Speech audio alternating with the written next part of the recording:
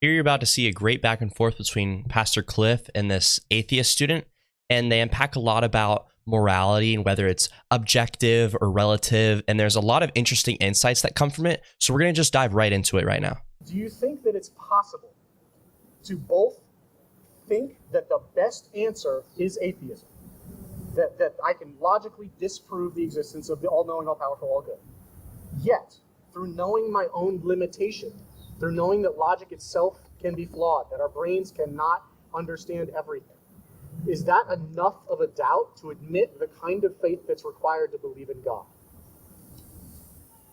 Sir, all you've got to do is look at the evidence for the reliability of Christ. Then you say, no, I'm sorry, not enough evidence. I can't believe. But when you say that, what you are clearly saying is, before I trust anything to be true, it must meet this level of evidence. So my two questions for you then are, in light of the fact that Jesus Christ is not supported by enough evidence, what is the object that you have chosen to trust in? And secondly, what is the preponderance of evidence that supports this option as being more reliable than Christ? I would say that the discussion isn't between two different things that explain the environment that we see, but it's a very specific proposition of either an all-knowing, all-powerful God exists, or it doesn't. And I believe that the evidence supports the second. And I don't think that you need to, that argument specifically requires there to be something else that you believe in. Just like, you can talk about the non-existence of something. If it logically would impact your life in some way, and it doesn't impact your life in that way, then it doesn't exist, without positing something else instead.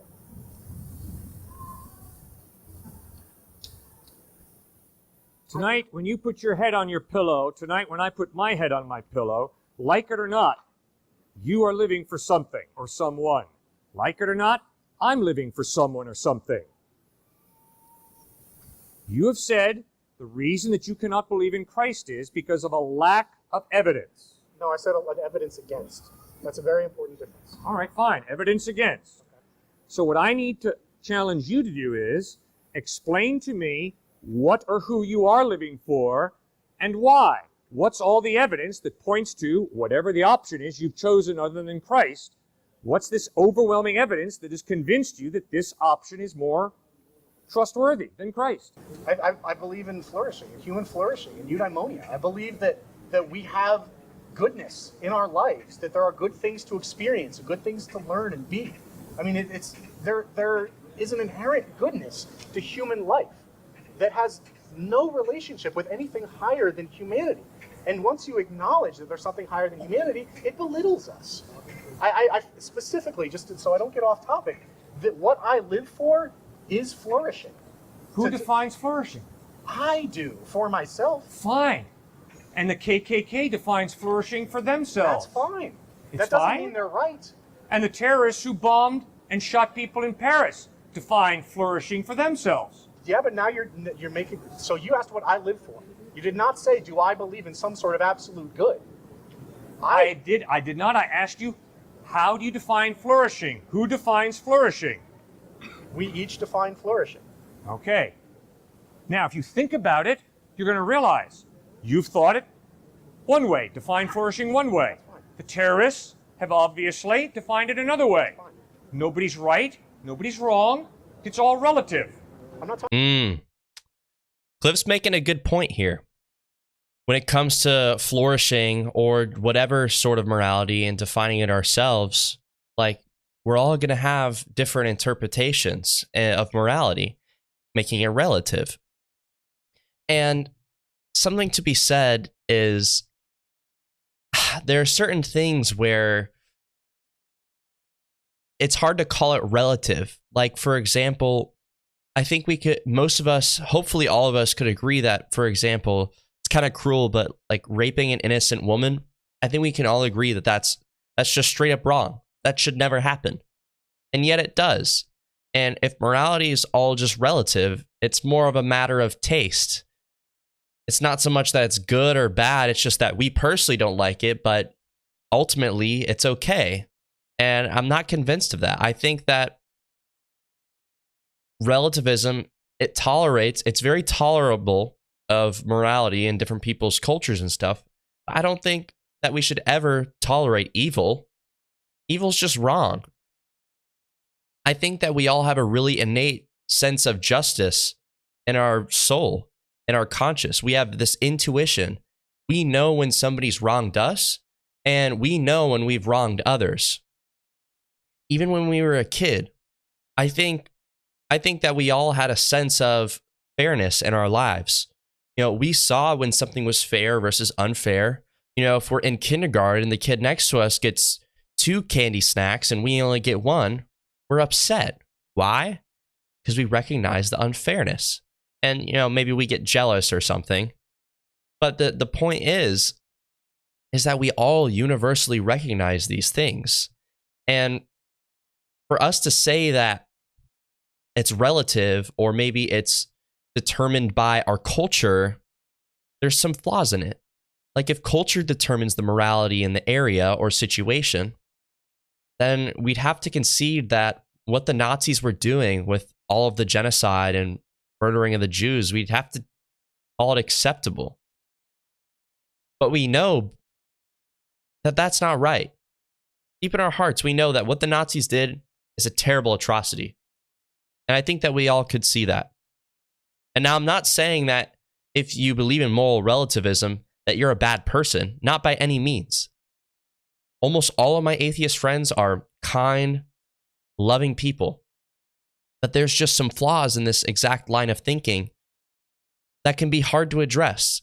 And I'm going to let Cliff get back to it now. He's going to jump into a different question, still related to value. A lot to get here. Let's go. How is God giving us value more intrinsic than us giving ourselves value? Because if there is no God, your number came up in a Monte Carlo game, you are a freak accident of nature. You do not get value out of a freak accident. You get nothing. You get meaninglessness. Then you have to create your own value. But if you choose not to create the same value tomorrow that you did today, you're not wrong. You're not right. Because it's all a crapshoot. It's all, do you like broccoli or corn? What's your taste? Oh, tomorrow you like the other one more than the one you like today? Just taste. So, you want to be Mother Teresa today? Great, go be Mother Teresa. Tomorrow you want to be Adolf Hitler? Just your taste, go ahead. It's all meaningless, sir. Despair is honest atheism. Despair is honest atheism. Don't take it from me. Really fundamental Nietzsche, logical Camus, disagreements. Sartre knocked it right out of the ballpark. No, I mean, you can't just say these things. That Read if a it for yourself. person makes a decision, it's inherently arbitrary.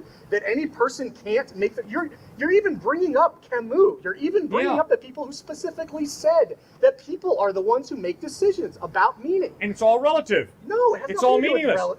Well, just read L'Étranger by Camus. First lines of the book are the words of a young teenage boy who says, "Yesterday mother died."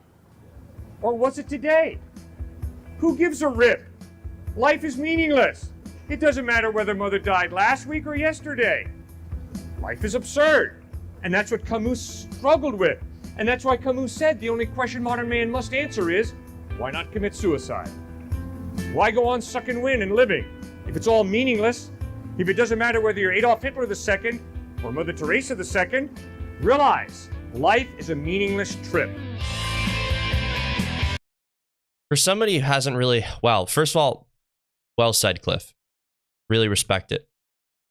For somebody who's never really thought of morality on a deep level or gone deep into like our sense of meaning and tried to understand it, this might not make too much sense or sound like really crazy what Cliff is saying. But for me, like just 10 months ago, like I was an atheist. I was an atheist my entire life. And to be honest, I never really thought much about the meaning of life. I just was kind of living pretty surface level. Just indulging in just a lot of things of this world, but as time went on and life got harder, I started to really struggle, day after day with just everything piling up, like everybody goes through their stuff and times get hard for everybody. Everybody has tough things.